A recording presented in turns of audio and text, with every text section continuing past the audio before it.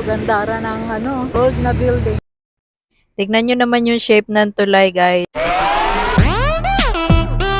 Ay, wow, gandara ng building, no? Gold na building. Pasok tayo. Gold pa yan, brown.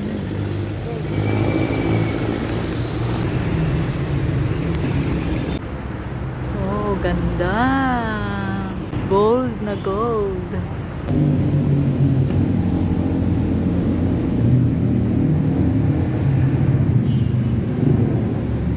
Tapos katabi niya yun.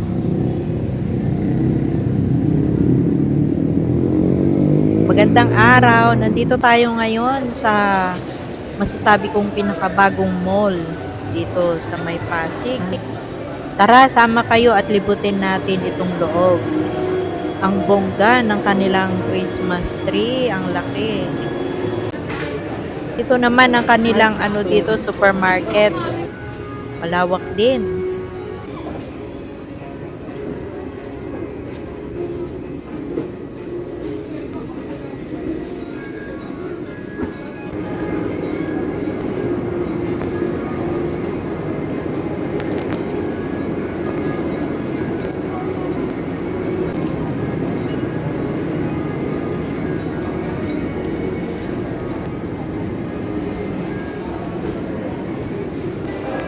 Ito ang ground floor.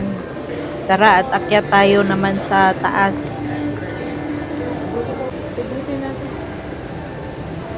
Chapel 6 floor. Oh, dun sa chapel. Ito ay may 6 na palapag. Ito yung open area dito. At ayan, may mga Christmas tree. Sa pinakataas ay may chapel daw. So, mamaya tingnan natin. Dito naman ay parang food court siya. Pero wala pa masyadong mga nakalagay dyan na kainan. Tapos ito, may maganda siyang view dito, overlooking view. Ito yung kanilang mga tables dito, tsaka upuan. Parang ilan pa lang kasi yung may mga pwesto dito na bilihan ng pagkain.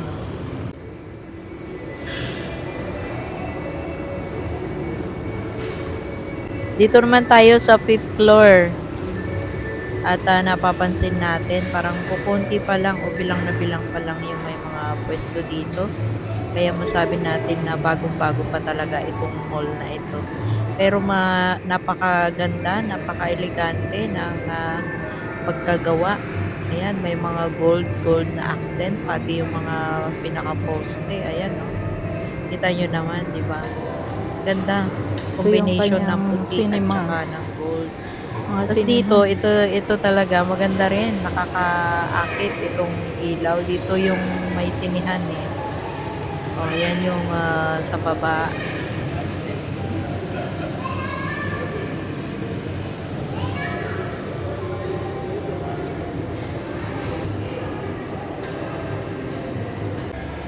Meron din ditong overlooking view sa may sinihan na side.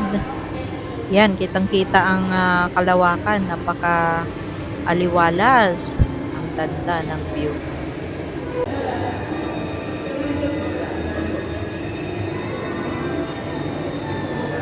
Yan yung open space sa baba na pwedeng tumambay dyan kasi may mga upuan din naman. Kung gusto mong magpainit kasi masyadong malamig dito sa loob. Ang lakas ng aircon. At ito yung pinaka-rooftop ng mall. Nandito yung chapel. So, maganda rin ang view dito. Magandang ambience. Nakikita rin yung mga building sa paligid. Although, isa pa lang naman yung building dito. Dalawa pala, parang twin building yung nakita natin. Ayan. Parang yung Uptown Mall sa BGC na may chapel din sa pinaka-rooftop niya. At magkaiba sila naman na itsura ng chapel. Pero parehong maganda at napaka-solemn nung place pagpasok mo sa loob. Siguro dahil sa kukonti pa lang ang tao, hindi pa siya masyadong crowded. Ito yung paligid dito sa pinaka-rooftop niya. Sa side nung chapel ay yung elevator. Ayan, tingnan nyo naman. Napakaganda, napaka-elegante. Na, ang lakas ano yung gold niyang accent. Si Victor! Yan, ito yung Opus Mall. Napaka-sosyal na mall. Ayan. Dito tayo sa labas. Puntahan natin si Victor. Ayan si Victor, oh. Ba't ba tinawag na Victor yan? Ha? Victory. Ah, Victor for Victory. Ah, kaya pala nakaganon siya. Ayan. Kasi pag gabi, may ilaw. Puntahan natin si Victor. Tignan nyo naman yung shape ng tulay, guys. Para siyang ahas. Tulay, no? Gold, diba? Golden, oo nga.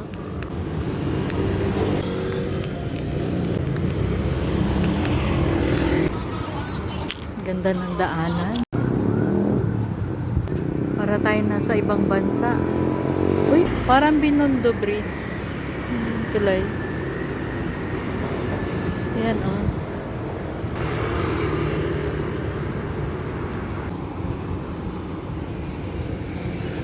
Grabe, taas ni Victor. Ito naman ang view dito sa bandang likod nung Opus Mall. Pagkatawid mo ng tulay na gold. At ito, meron dyan na estatwa na si Victor, tawag nila. Ang tawag pala sa lugar na ito ay Bridgetown, dito sa Pasig.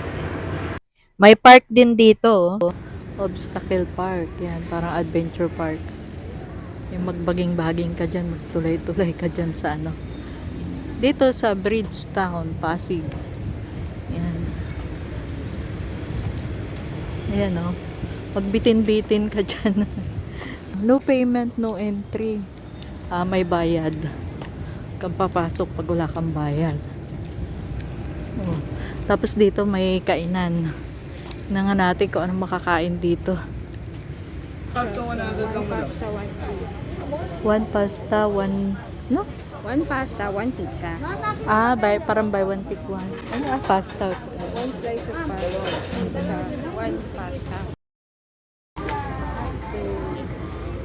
Ito, oh. Gusto mo yan? Wait lang. May rice siya. Onion rings yun. Korean bomb. Yes, ma'am. Ano gusto mo? Pasta talaga trip mo. Ano pizza nito? Katabi ng park ay ito na mga kainan dito. Mercato tawag nila. At tuwing hapon lang siya nagbubukas. Dito rin yung temporary City Hall ng Pasig. Ayan, guys. City Hall, ayan. Malaki rin, no? Ayan. Ayan siya. Dito lang siya, oh. Sa may Bridgetown. Ayan. Parang Arca South, eh, oh. Maraming ginagawang dito. Mga building.